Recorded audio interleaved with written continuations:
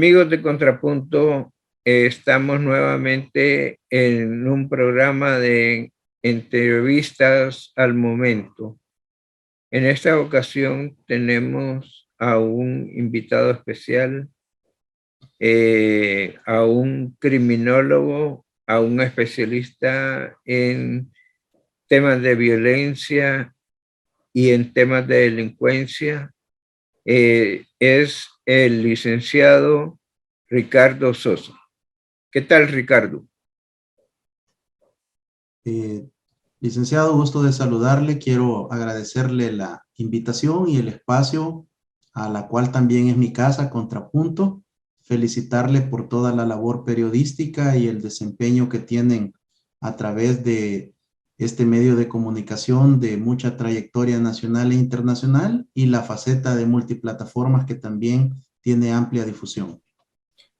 Sí, al público salvadoreño y no salvadoreño que ve esta entrevista, quiero explicar que Ricardo Sosa es también parte de uno de nuestros colaboradores constantes, sistemáticos, es columnista de Contrapunto desde hace un par de años, más o menos, ¿verdad? Ya algunos años de estar apoyando y siempre agradecido por el espacio. Quiero también reconocer que desde la dirección de este medio de comunicación nunca he sido coartado con el derecho de opinar, de expresar mi pensamiento y de compartir también mis investigaciones académicas, lo cual valoro mucho y agradezco y honro también el trabajo de ustedes como dirección por permitirnos opinar y brindar nuestros conceptos con libertad. Ricardo, hoy hemos necesitado de tus reflexiones porque se está dando a conocer en los medios de comunicación, en las redes sociales, una gran cantidad de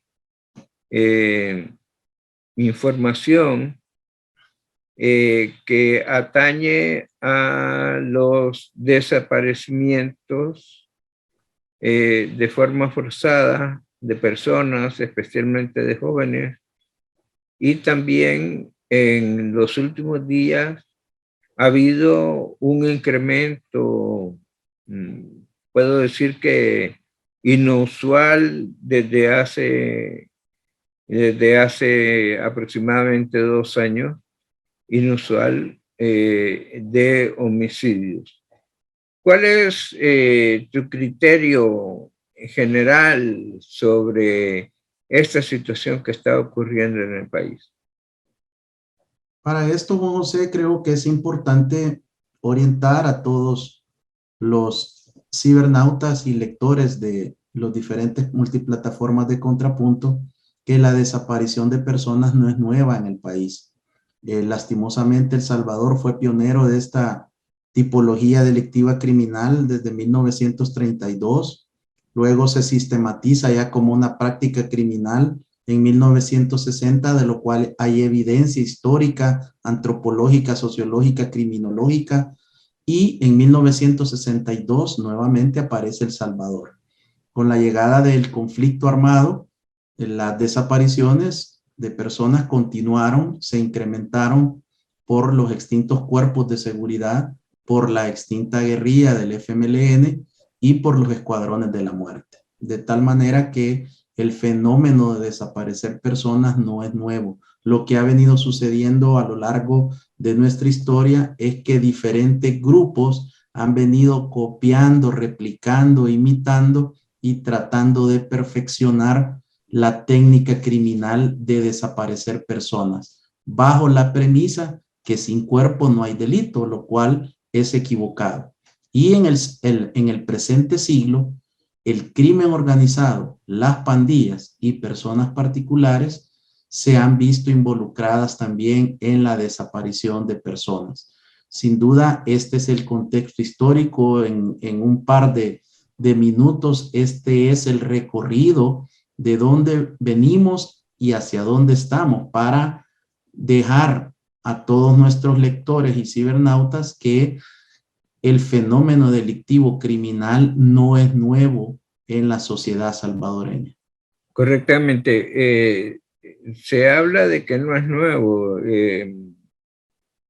En el caso mío personal,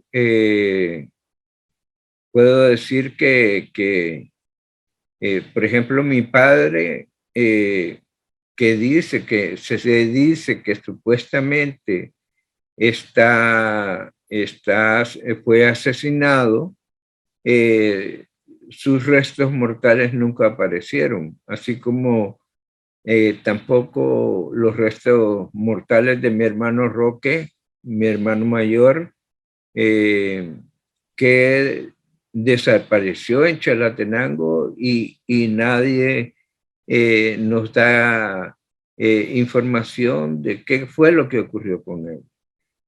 Yo también, que estuve preso, estuve desaparecido en las cárceles clandestinas de la Policía de Hacienda por más de 15 días, hasta que llegó la Cruz Roja a prácticamente rescatarnos, pero allí en las cárceles clandestinas de la Policía de Hacienda, del cuartel general de la Policía de Hacienda, no solo éramos los tres que nos habían capturado en Chalatenango, yo estaba herido, sino que habían más personas que todas las noches los miembros de la S2 de la Policía de Hacienda se vestían de civil y salían en carros polarizados sin placa a hacer capturas que las llevaban en la madrugada. Algunos los asesinaban y otros los seguían torturando, y de unos no sabemos si los mataron. Algunos fueron llevados, como fue el caso de nosotros, a Mariona. Inauguramos un sector de presos políticos. O sea, efectivamente, como tú dices, Ricardo, este fenómeno de la desaparición por causas políticas, por causas de enfrentamiento de clase, por enfrentamiento entre el gobierno y grupos antigubernamentales, siempre se ha dado, pero ¿cuál es la esencia que tú le ves al desaparecimiento en esta época en que el conflicto armado terminó y supuestamente no hay desaparecidos o no hay asesinados por causas políticas? Bueno, expresarle, Juan José, mi solidaridad, porque usted y su familia son víctimas de este flagelo delictivo criminal de las desapariciones, y nadie puede venir a contarle la historia del drama humano que se vive y la angustia de no conocer cuál es la certeza del familiar.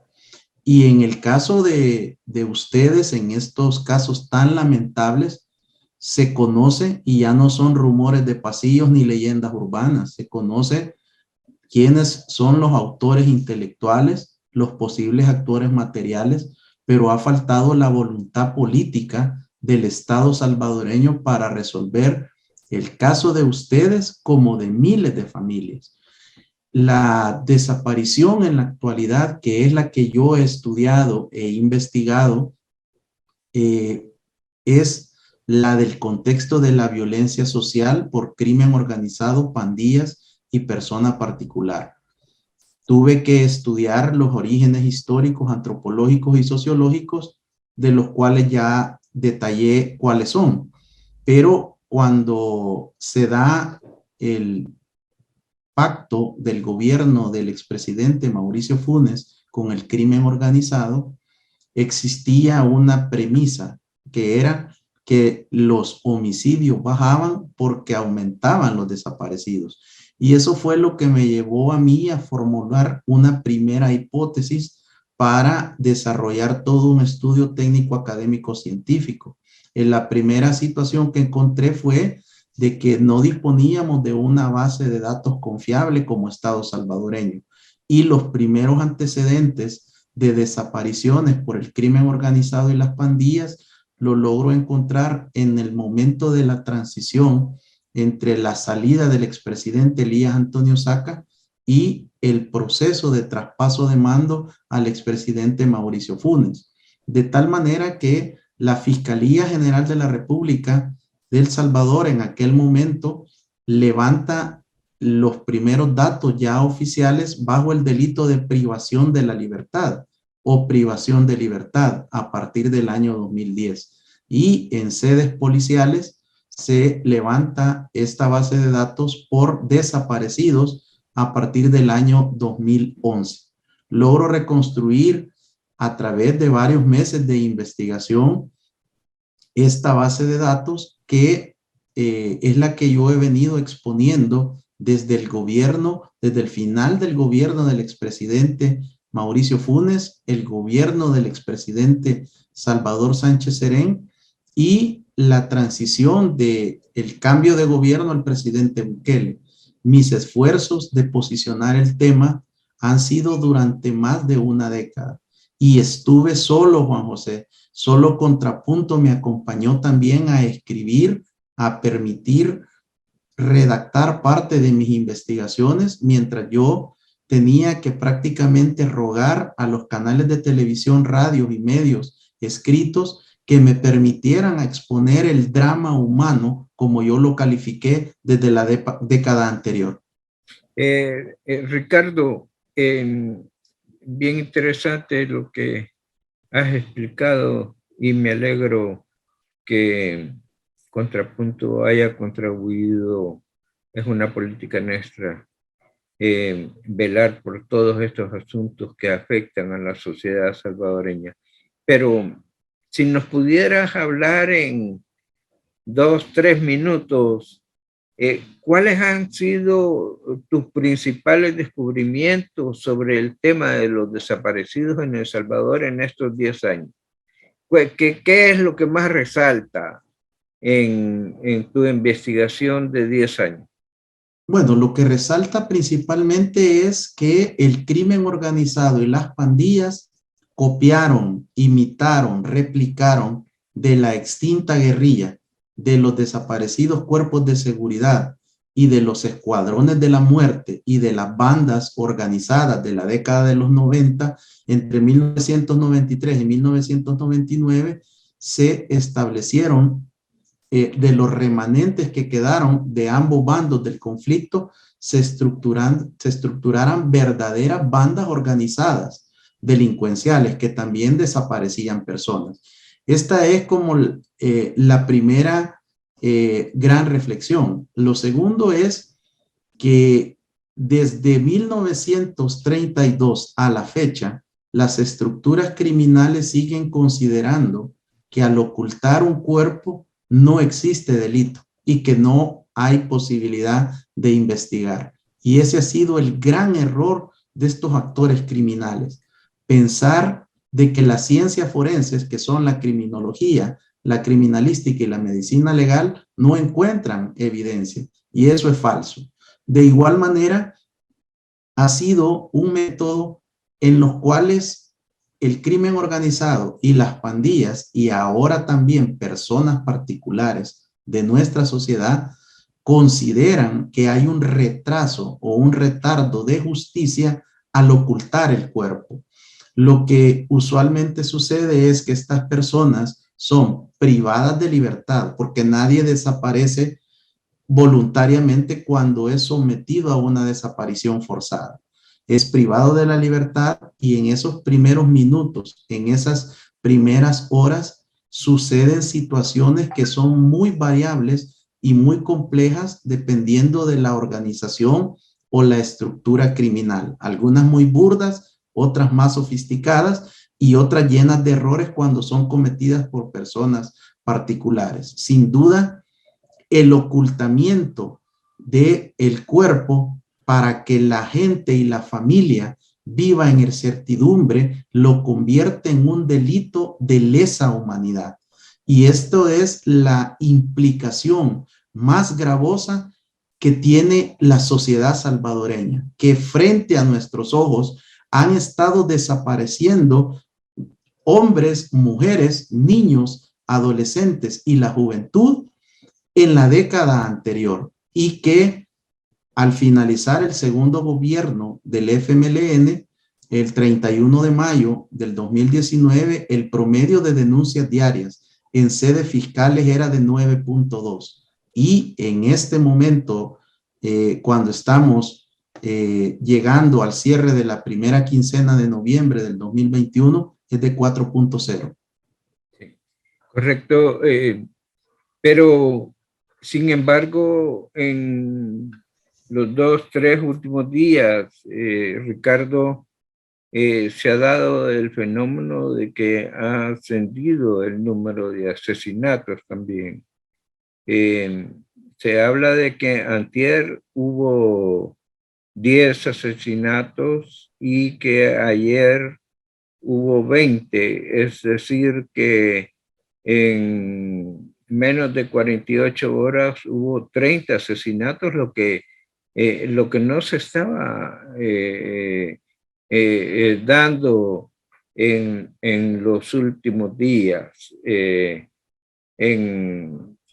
los últimos meses. ¿Qué es lo que realmente pudiera estar ocurriendo con ese incremento de asesinados en estos últimos días? Bueno, los datos oficiales son, el día martes se registraron 12 homicidios a nivel nacional y el día miércoles 22. Y durante lo que fue el día jueves se habían registrado alrededor de 10 homicidios en las primeras 15 horas. Por lo tanto, estamos hablando de más de 40 homicidios en un periodo menor a 72 horas.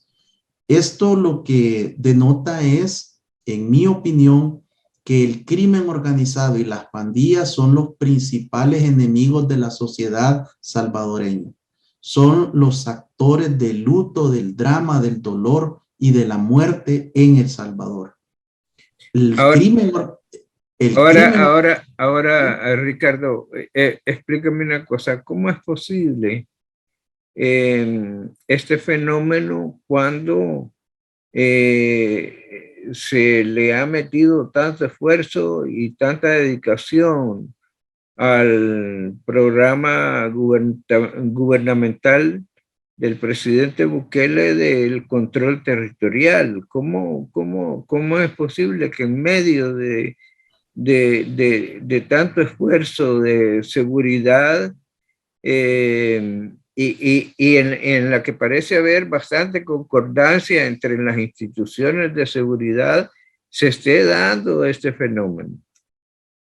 Bueno, mi apreciación y mi opinión fundamentada es que el crimen organizado y las pandillas nunca han desaparecido de El Salvador. Siguen operando, siguen causando daño, luto, dolor, muerte. Y el único objetivo de estas estructuras, Juan José, es maximizar sus ganancias lucrativas. Este no es un tema de marginación y de exclusión y de pobreza.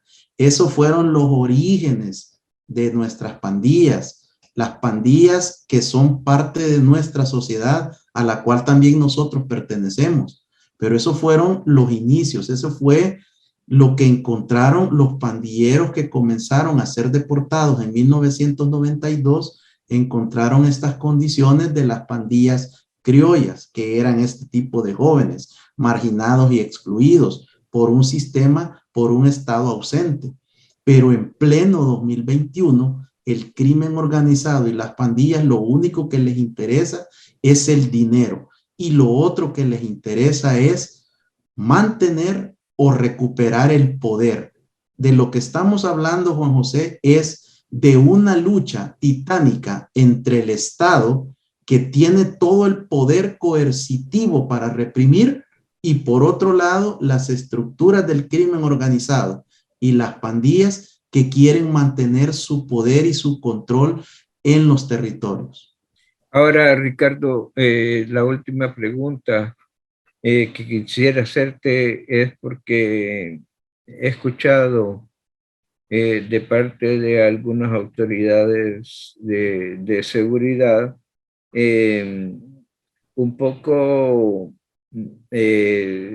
quizás sin mucho análisis o miramiento, verificación de la realidad de lo ocurrido en el país, tratar de como culpar a las víctimas de la desaparición o de los asesinatos de estos delitos. O sea, es como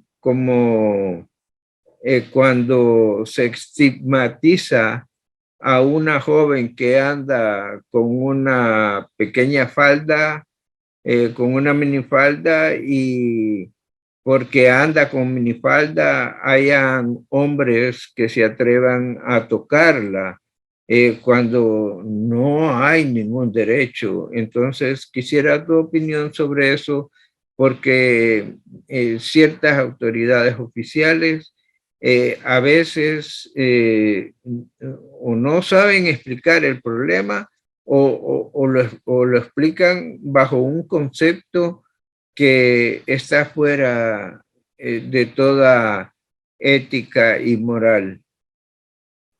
El drama humano de los desaparecidos en El Salvador, que hemos explicado en los segmentos anteriores, tiene implícita una condición criminal delictiva, lo cual es evidente y tenemos todo el sustento para fundamentarlo.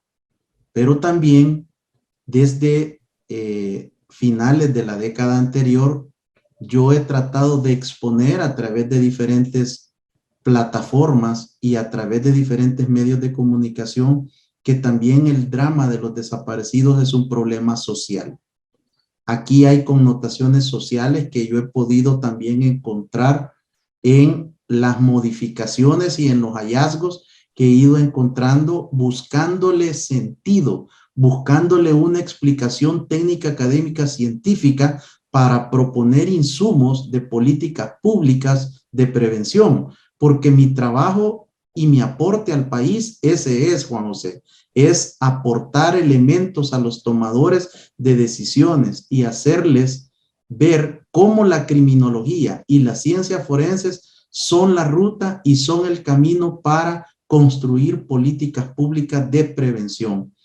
Lo que he encontrado es que el drama que vive la sociedad y la familia salvadoreña es grande.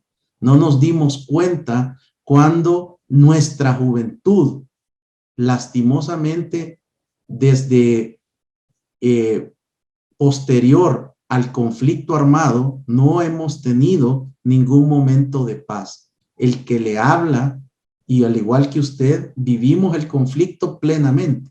Yo nunca he estado en ninguna década en un momento de paz ni de sana convivencia. Pero ¿qué es lo que sucede? La familia salvadoreña tiene grandes problemas y no hay ninguna institución que se dedique al cuidado de la familia y a trabajar también con nosotros los hombres, que somos machistas y tenemos una cultura patriarcal que nos hace mucho daño. Pero los jóvenes en El Salvador, lastimosamente, han estado reducidos a tres cosas: al destierro, al entierro o al encierro. Esas son las tres doble R's que yo he expuesto a través de diferentes editoriales en todos los periódicos del país. Y por supuesto que este grave problema de falta de armonía y de amor y de unidad en nuestras familias, que inicia con la separación o el divorcio de los padres, y los hijos tienen que quedar abandonados y a la espera de que en la calle la pandilla le diga: ustedes somos tu familia, nosotros somos tu familia, y ofrecerle un estilo de vida que la familia no quiere proporcionarle. Por lo tanto, el drama social tiene un contexto y es que demanda que los padres de familia seamos auténticos adultos significativos y nos involucremos en el proceso de formación, educación de nuestros hijos.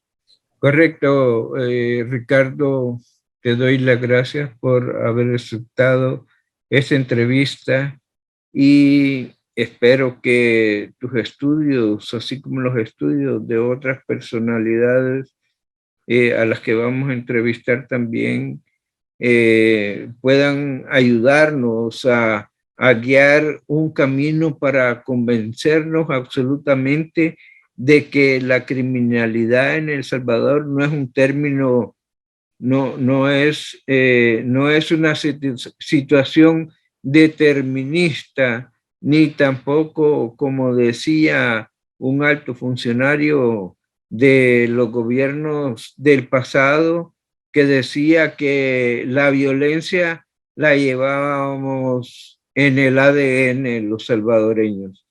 Yo creo más bien en una frase, en un verso de mi padre que dice que El Salvador será un lindo y sin exagerar serio país. Muchas gracias, Ricardo. Muy amable en aceptarnos esta entrevista y esperamos entrevistarte otra vez, tomarte reacciones y esperamos también tus artículos que son bastante leídos. Muchas gracias. Juan José, muchas gracias. Quiero finalizar esta entrevista diciéndole que todas estas investigaciones me llevaron a redactar una propuesta de ley especial para personas desaparecidas en El Salvador por crimen organizado, pandillas y personas particulares, la cual fue presentada el 29 de julio del año 2019 y sigue durmiendo el sueño de los justos en la Asamblea Legislativa. Yo lamento que el enfoque victimológico y criminológico de la única propuesta integral fundamentada con eje en las víctimas se encuentra en el archivo en la Asamblea Legislativa. Porque todos mis estudios y mis aportes han sido de manera gratuita y desinteresada para el Estado salvadoreño y para demostrar que la criminología puede aportar y ayudar en la prevención de la violencia. Por otra parte, Juan José, creo que es importante que pongamos atención que necesitamos volcarnos hacia la juventud y hacia la niñez de nuestro país, a ser modelos, a modelarles un estilo de vida diferente, a arrebatarle con principios, con valores y sobre todo con amor a las pandillas y al crimen organizado, que no sigamos perdiendo la juventud. Nosotros debemos de morir de viejos, sanos y con pleno goce de nuestras facultades. No tenemos que morir asesinados ni desaparecidos. Creo que el aporte de Contrapunto, yo quiero felicitarle por esta iniciativa, porque a través de estas opiniones, los amigos lectores y cibernautas pueden fundamentar y formarse su propia opinión. Yo lo único que hago es, a través del estudio sistemático y la investigación, brindar cifras, datos y lecturas que les permitan digerir más estos temas tan complejos. Que Dios les bendiga. Bueno, ojalá los diputados jóvenes que tienen un vigor bastante demostrado aprendan también de este tipo de estudios, que se dediquen ellos a estudiar también para que las leyes en este país sean realmente sólidas, pero no solamente sólidas por su dureza, sino que sólidas sabiendo la realidad en que estamos viviendo. Muchas gracias, Ricardo, y muy amable por tu entrevista. Adiós. Muchas gracias.